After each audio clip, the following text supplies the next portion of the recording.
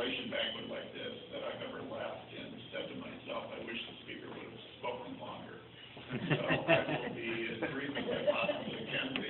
And actually, a second reason for that, you noticed our Master of Ceremonies, past President Don and I just talking there, and he was just reminding me that he has a second part of the presentation. So what you saw so far was just the first part.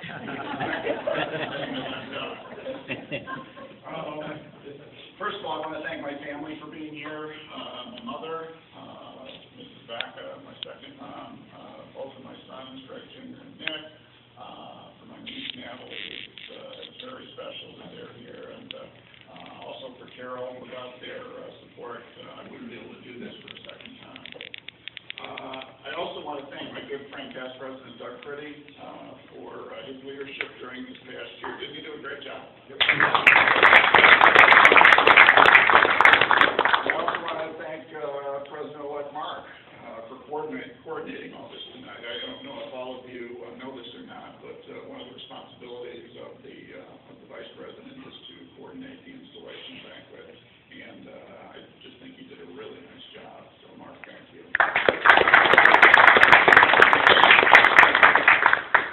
And then my dear friend, past President Don Yopley, I think he did a really nice job. When he interviewed me a couple of weeks ago to do this, and he kept asking me more questions and more questions and more questions. Like, don't you think we need to go this far? No, just I know what I'm doing. Thank you, Don. Very, very nicely done. I appreciate that. And also want to thank our Secretary, Walt Myers, for the work that he does for this club. And I think past President Doug's remarks were right on when he said that Walt is really the glue that holds this club together. So, Walter, thank you. Also, finally, to our new officers and directors, as well as our outgoing leadership, thank you for your service.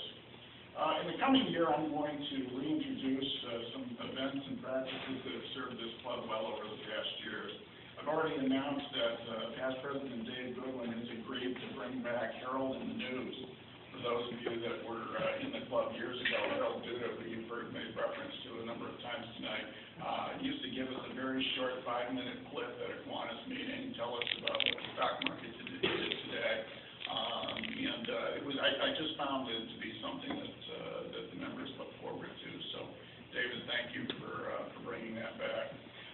And this is actually news breaking, but I have spoken to past President Don Iden today, and I've asked him to lead the club in Kiwanis song from time to time. Not necessarily every meeting, but from time to time, we're going to bring out the songbook, and Don is going to lead us in song. So that was something I remembered about his presidency. I used to refer to Don as the singing president.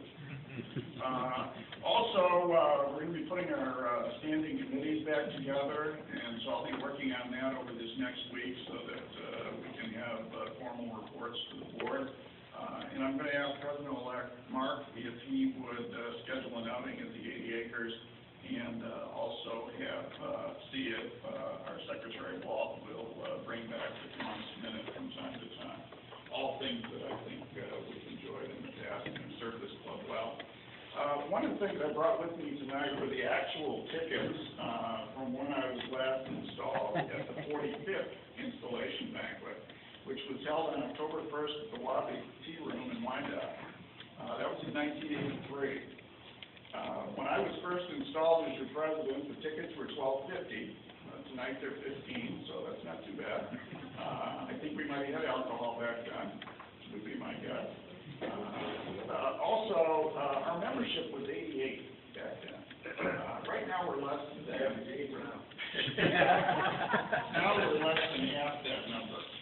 And, I can think back, there was, our Master of Ceremonies made reference to past President Cy Hanaway, and Cy was a good friend and really served this club well. And I remember attending interclubs with Cy, and those interclubs were at the River Rouge Club, the E-Course Club, both of the Lincoln Park clubs, and guess what? None of them are around anymore.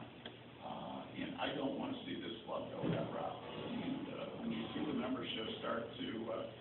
out that it has, and we understand the reasons for it, but I want to make sure that doesn't happen.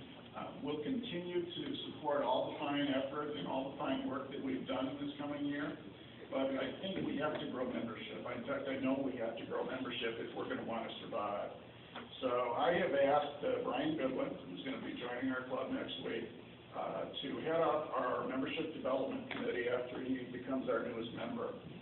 Brian, as has been mentioned, like my sons, grew up in this club, and I told the governor tonight that we're going to take a very non-traditional approach to membership. I'm not sure what that's going to be, but I think we need to do something dramatic and dramatically different in order to grow the club. So that being said, nothing can be more important this year, this coming year, than growing the membership of this club, and we all have that responsibility.